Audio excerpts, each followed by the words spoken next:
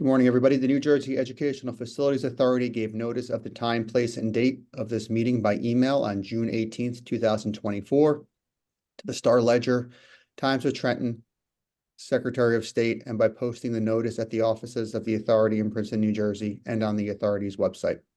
Pursuant to the New Jersey Open Public Meeting Act, a resolution must be passed by the New Jersey Educational Facilities Authority in order to hold a session from which the public is excluded. Cheryl, would you please read the roll? Josh Hodis. Yes. Richie Hutchinson. Yes. Luis Rodriguez.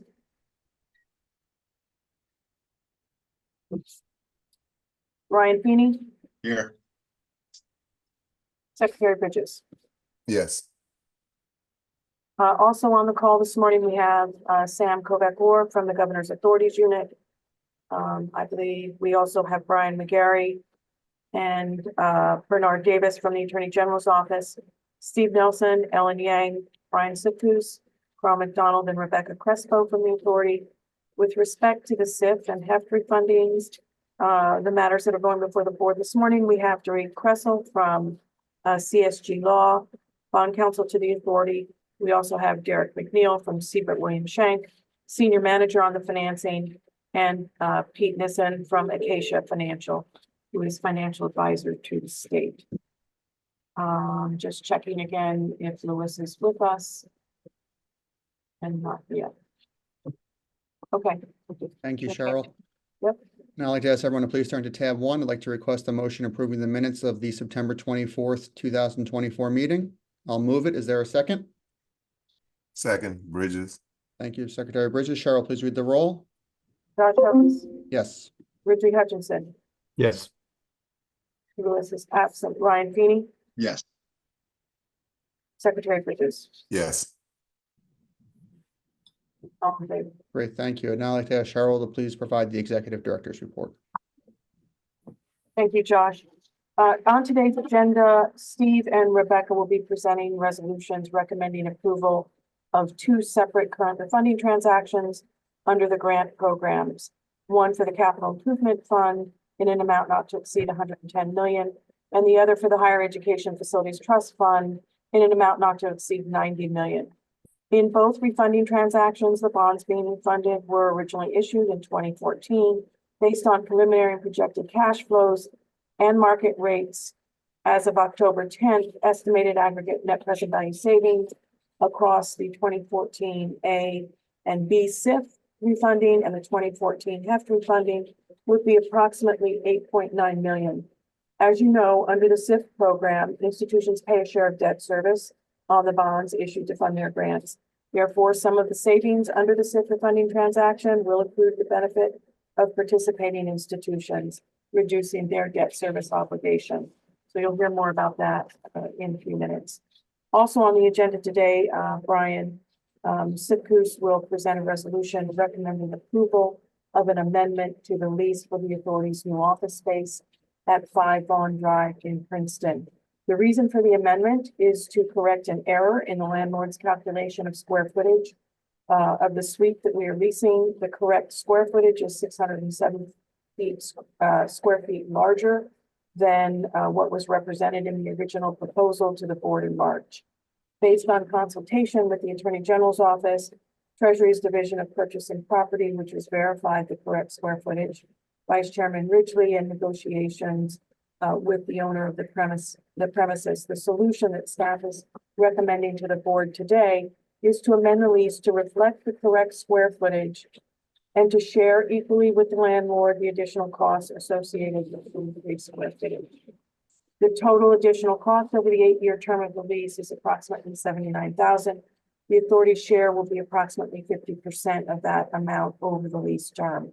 These negotiations have caused a delay in the authority's originally planned January 1 commencement of the new lease.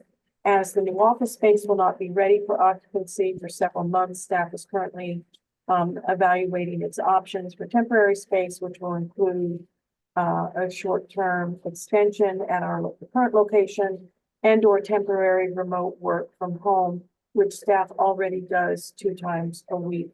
So, we'll be in communication with both the Attorney General's office and the Governor's Authorities Unit as we flesh out those options. And I will keep you apprised once we arrive at a recommendation. Turning to other matters, staff has several presentations and meetings of note coming up in the next few weeks. On November, we'll be meeting next week with Senator Cryan's office to generally discuss the work of the authority and its financing processes.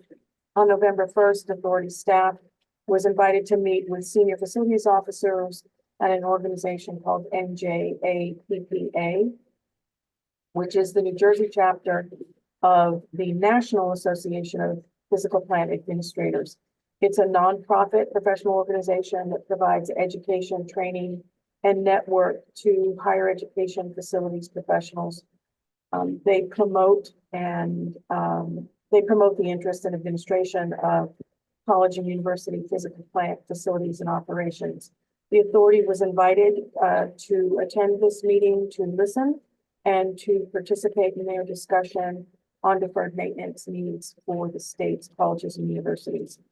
And then lastly, on November 7th, as we do every year, the staff will be presenting the Alliance for Action's annual conference, construction forecast seminar.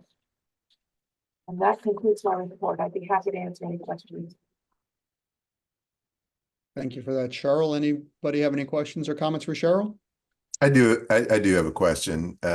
So Cheryl, I read the report about the lease agreement, and I'm not a landlord, nor do I ever want to be one, but it feels, so you calculated the cost for the additional lease as $79,000 based on their initial error and your compromise with them. But there are additional costs because you now have to also do the short-term lease because you're being delayed moving in there. I mean, I guess you worked out these details. It just feels like this is an instance where the developer should eat more of that, of the cost associated with their error in the first place. I don't know. It's probably less, it's not a question, it's really more of a gripe and complaint because once again, the people with the big money end up coming out okay in the long run. So Dr. Bridges, I really appreciate those comments and have shared those thoughts through this process. And it has been a process of, one that has taken time and negotiations through the Attorney General's office. And, through those negotiations, from my perspective, it's become clear that,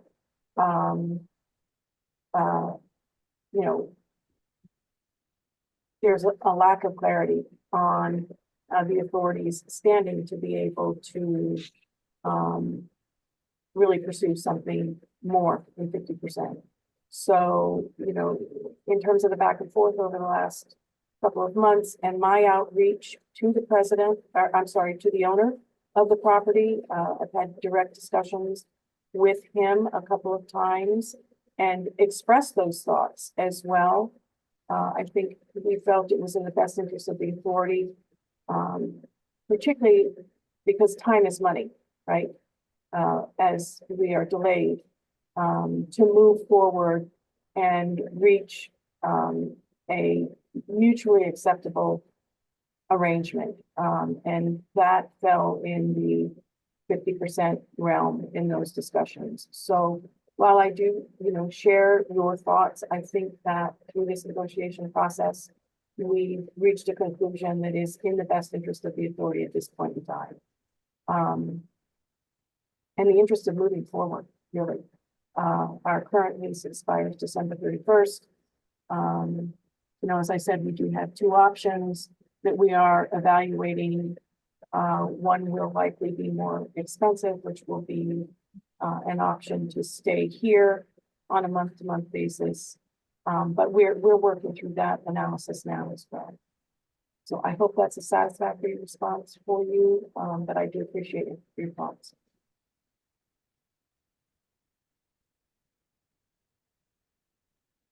Yeah, no additional follow-up on my part. It just feels, yeah, I mean, I guess I won't say anything else before I say the wrong thing. So No, thank you for that, Dr. Bridges. I could tell you, Cheryl's kept me in the loop, and I know Vice Chair Hutchinson was involved with the process early on too. And we felt that it was just, I think that at this point, get it done and move on. And I think Cheryl was able to get the best deal that she felt for the authority for now and moving forward. Gotcha. Thank you. Yeah, and Go ahead, Rick. in analyzing this and in the office lease space, in my experiences, it was in my view, a legitimate mistake in the measurement of the space. And being a carpenter from the beginning, I recognized being able to make mistakes in measurements, and so I was a little bit more agreeable to working things out with them and hoping that we could negotiate. And I don't see, so we haven't yet moved the date of the move-in. It's just delayed the process of trying to get moved in, right? Cheryl? Well, I believe that the date of our move-in is not set at this point because we need, the construction permits to be filed and the clock running with the township to approve those. That word from the architect that, it can be probably as short as 5 weeks or as long as 3 months for construction permitting to get through the township. I think we have a fairly simple construction project on our hands, and it shouldn't take 3 months. But once that period runs, then we have construction. So I think we are looking at somewhere, beginning January 1, I think we're looking at 3 to 4 months, maybe 5 months at the outset before move in. And so again, we're evaluating those two options to determine what will be the most cost effective and operationally makes the most sense for authority staff for that period of time. But we don't because really know. there isn't actually any construction, is there? I mean, it's basically all cosmetics. There is minimal, let me say minimal construction. There's not a lot. A lot of it is cosmetic, but there is some. The boardroom and a couple of the office spaces. So you're right, Ridgely. I don't think it should take a long time because there's not a lot of construction involved. So, I'm hopeful that it will not be 3 months. And it'll be, something where we're going to be looking at approved permits, January or February, but we just don't know at this point.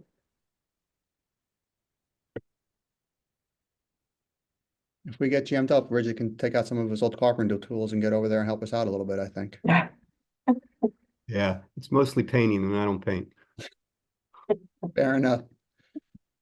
We'll move on to tab 2, resolution of the New Jersey Educational Facilities Authority approving the 12th Supplemental Higher Education Capital Improvement Fund resolution. I'd like to ask Rebecca to please introduce the resolution.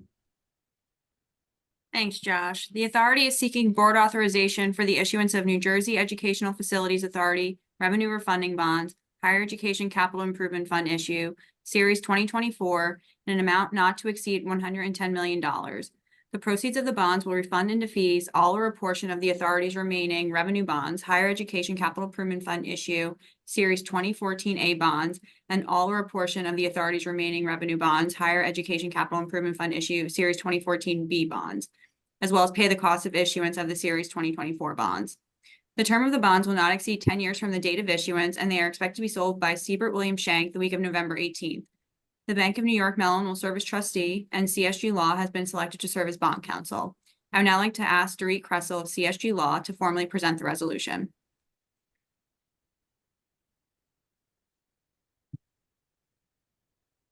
Good morning. I'm trying to just make myself visible. 1 second. For some reason, I can't do it. Okay, well, you can't, can you hear me? Yes. Even though you can't see me? Okay. I can hear you. Apologies for that. Okay. The 12 supplemental higher education capital improvement fund resolution, as has already been introduced, authorizes the refunding of the authority's outstanding Series 2014A bonds, of which 96,090,000 in aggregate principal amount remain outstanding at this time. And the supplemental resolution provides for the parameters for the refunding. I'll just walk through some of that. So it authorizes the refunding and defeasance of the bonds, as well as paying the cost of issuance of the bonds from the refunding. The supplemental resolution authorizes the authorized officers of the authority to make certain determinations in connection with the refunding. Such determinations to be made by series certificate and approved in writing by the state treasurer. Among the parameters that need to be met in connection with the refunding is that the bonds can be issued in an aggregate principal amount not to exceed $110 million. They may be issued as tax-exempt governmental bonds, tax-exempt qualified 501c3 bonds, taxable bonds, or a combination of any of the above, as shall be determined by series certificate. The bonds shall be issued as either tax-exempt or taxable bonds at a fixed rate or rates of interest to maturity. They shall be dated, mature on such dates and in such principal amounts, and bear interest from their dates as shall be determined by an authorized officer of the authority in the series certificate as approved in writing by the treasurer. Provided, however, that the following parameters must be met. The final maturity of the Series 2024 SIF bond shall not be later than 10 years from the date of issuance of the bonds. The true interest cost of the bonds issued on a tax-exempt basis shall not exceed 6% per annum. We had provided for redemption price, but there's not going to be an optional redemption provision in the bonds. The supplemental resolution also authorizes the appointment of the Bank of New York Mellon as trustee and escrow agent in connection with the bond issue. The bonds shall be sold by negotiated sale pursuant to Executive Order 26, and the supplemental resolution authorizes and approves the selection of Siebert Williams Shank and Company LLC as manager. The resolution also authorizes the authority to select and appoint any additional co-senior manager, co-managers, or underwriters. The underwriter's discount for the bonds shall not exceed $5 per $1,000 in principal amount of bonds. The supplemental resolution also approves substantially final forms of the bond purchase agreement, the preliminary official statement, the continuing disclosure agreement, and the escrow deposit agreement. If you have any questions, I'd be happy to answer them.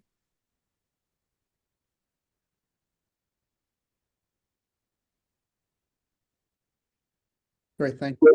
Rebecca, anything else to add? Nope, that's it. No? Okay, great, thank you. Resolution of the New Jersey Educational Facilities Authority approving the 12th Supplemental Higher Education Capital Improvement Fund Resolution. I'd like to request a motion approving the resolution. So moved.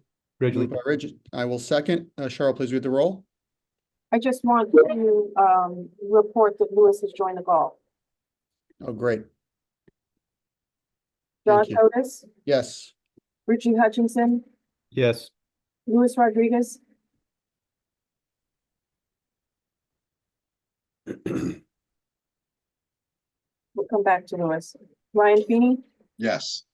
Dr. Bridges, Yes. Luis Rodriguez, Seems to be a problem with the audio. there I'm trying seems to get be a him problem. Motion carries. Great. Thank you. Now I'd like to ask everyone to please turn to tab 3. I'm going to hand the meeting over for this resolution to Ridgely Hutchinson. I have a recusal on this issue due to my firm having a business relationship with Stevens Institute of Technology, which is one of the institutions that received a grant award funded by the bonds that are subject to of the next resolution. So with that, I will turn it over to Ridgely. Thank you, Ridge.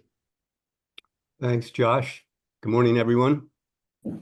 We have a resolution of the New Jersey Educational Facilities Authority approving the 5th Supplemental Higher Educational Facilities Trust Fund Resolution. And I'd like to ask Steve to give us an explanation of the bond. Sure. Thank you, Ridgely. The authority is seeking board authorization for the issuance of Higher Education Facilities Trust Fund Revenue Bond Series 2024A in an amount not to exceed $90 million. The proceeds of the bonds will refund the fees of all or a portion of the authority's remaining 2014 HEFT bonds and pay the cost of issuance of the Series 2024A bonds. The HEFT bonds will be sold alongside with the SIF bonds, with the term of the bonds not exceeding 5 years from the date of issuance, and additionally sold by Siebert Williams Shank, anticipated the week of November 18th. The Bank of New York Mellon will also serve as trustee, and CSG Law is also serving as bond counsel on this matter. And at this time, I'd like to invite Dorit once again to formally present the resolution.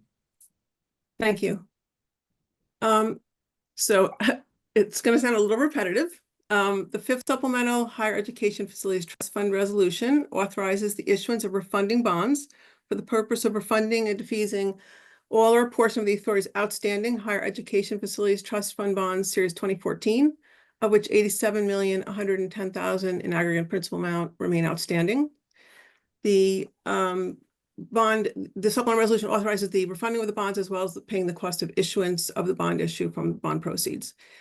The supplemental resolution authorizes the authorized officers of the authority to make certain determinations in connection with the refunding of the Series 2014 bonds, such determinations to be made by Series certificate and approved in writing by the state treasurer. The supplemental resolution provides for the following parameters with respect to the refunding. The bond shall be issued in an aggregate principal amount not to exceed $90 million. The bonds may be issued in one or more series and may be issued as tax-exempt bonds or taxable bonds or a combination thereof, as shall be determined by an authorized authority representative in the Series 2024 certificate. Each series of bonds shall be issued as either tax-exempt bonds or taxable bonds with a fixed rate or rates of interest to maturity. They shall be dated, mature on such dates and in such principal amounts, and shall bear interest from their dated date, as shall be determined by an authorized officer of the authority in the certificate and approved in writing by the treasurer, provided, however, that the final maturity of the Series 2024 bonds shall not be later than 5 years from the date of issuance of the bonds. The true interest cost of the Series 2024 bonds issued on a tax-exempt basis shall not exceed 6% per annum. The supplemental resolution also authorizes the appointment of Bank of New York Mellon as trustee and escrow agent in connection with the bond issue.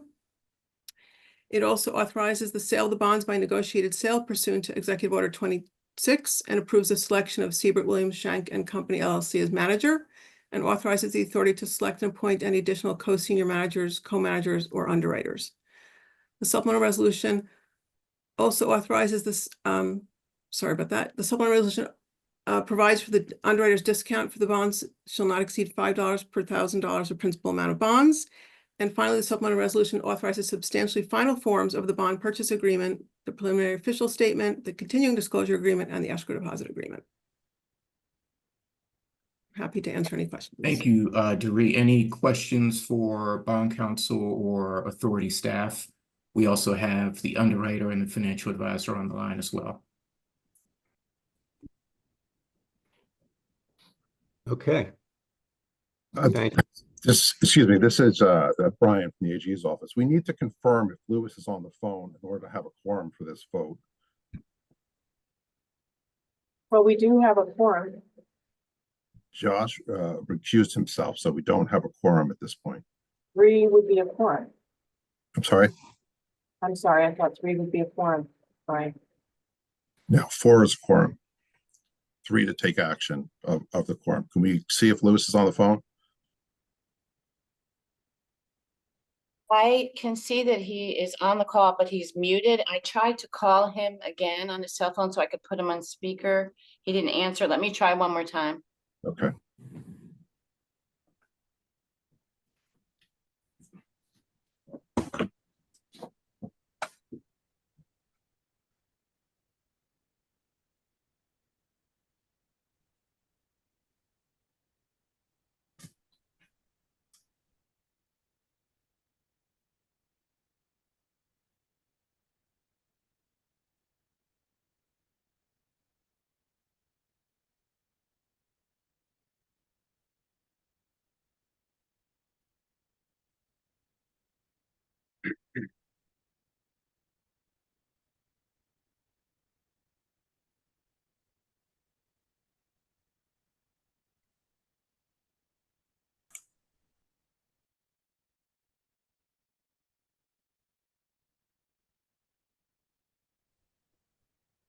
I have Lewis on speakerphone right now, but it's very quiet.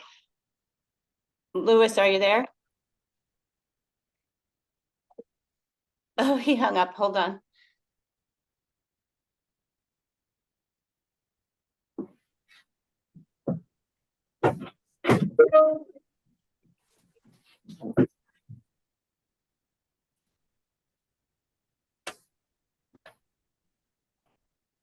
Can everybody hear Louis? Brian? He's very faint. Yes. Ryan, Yes, how, with a board of 5, how is 3 not a quorum? because Josh has recused himself from this vote. So But now he hasn't, so his recusal is he's not counted for purposes of a quorum? correct.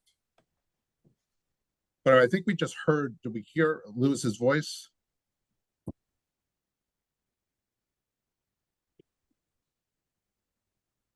Louis? Can you hear him? He's here. We just need to hear, we just need to get a roll call from him, just to know he's here. Hi, Louis, this is Cheryl. Can you announce your presence on the meeting?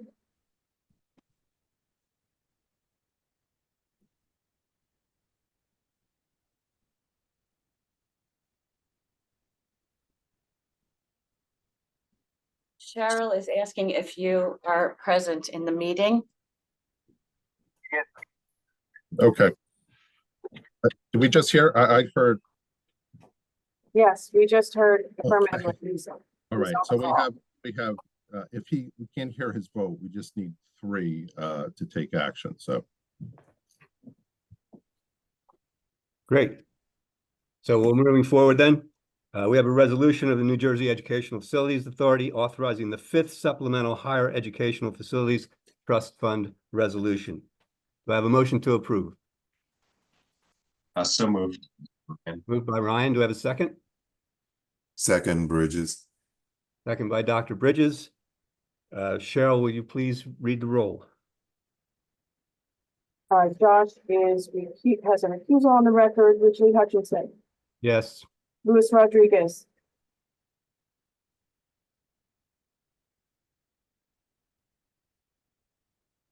He said yes. Well, we have to hear him say yes, so that. Can you say it louder, please, Louis? Okay, Ryan Feeney, Yes. Secretary Bridges. Yes. Motion carries. Thank you. Motion carried. I'd now like to turn turn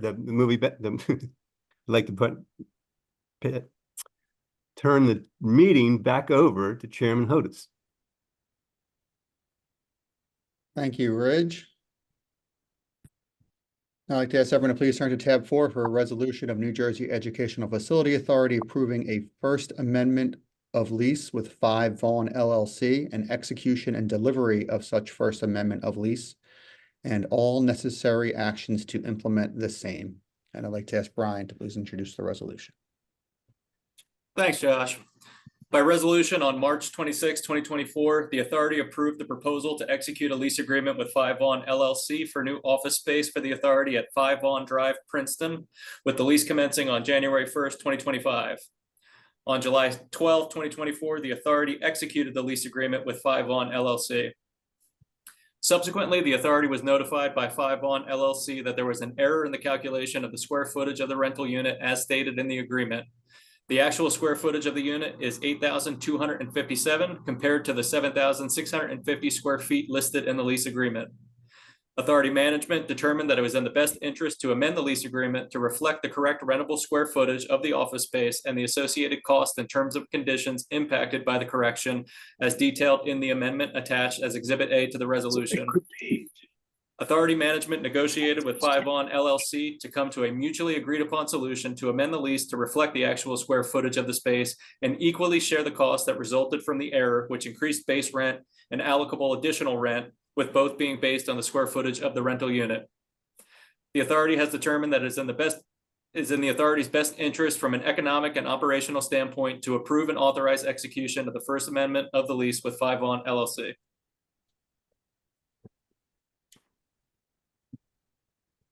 Thank you, Brian. Any questions for Brian? Hearing none, resolution of the New Jersey Educational Facilities Authority approving a First Amendment of lease with 5 Vaughn LLC and execution and delivery of such First Amendment of lease and all necessary actions to implement same. I'd like to request a motion approving the resolution. So moved. Moved by Rich, I will second. Cheryl, please read the roll. Josh Otis, Yes. Reggie Hutchinson, Yes. Luis Rodriguez. Yes. Ryan Feeney, Yes. Secretary Bridges, Yes. all in favor. Great, thank you. Now I'd like to ask everyone to please turn to tab 5 for a report on the operating and construction fund statements and disbursements. I'd like to ask Brian to please give the report for September. Thanks again, Josh. The authority concluded September with a year-to-date net operating income in the amount of $2.3 million based on year-to-date revenues of $4.4 million and expenses of $2.1 million. Year-to-date revenues were $1.1 million more than projected due to an increase in initial fees relating to a higher number of bond series closing and the timing of investment income. And operating expenditures for the first 9 months of the year were under budget by $694,000, primarily due to the timing of expenditures. Thanks, Brian. Any questions? Hearing none, I'd like to request the motion accepting his report. So move Bridges. Thank you, Secretary. I will second. Cheryl, please read the roll. Josh Otis, Yes. Reggie Hutchinson, Yes. Luis Rodriguez.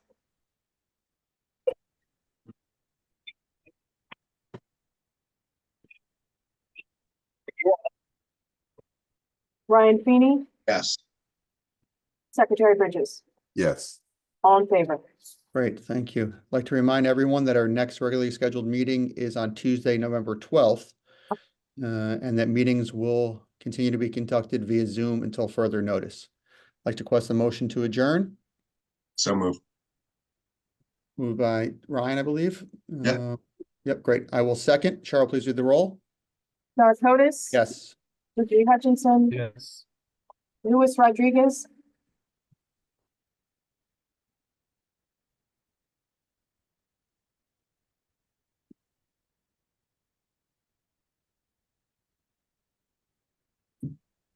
Ryan Feeney, Yes. Dr. Bridges, Yes. motion carries. Great, thank you, everybody. Meeting adjourned.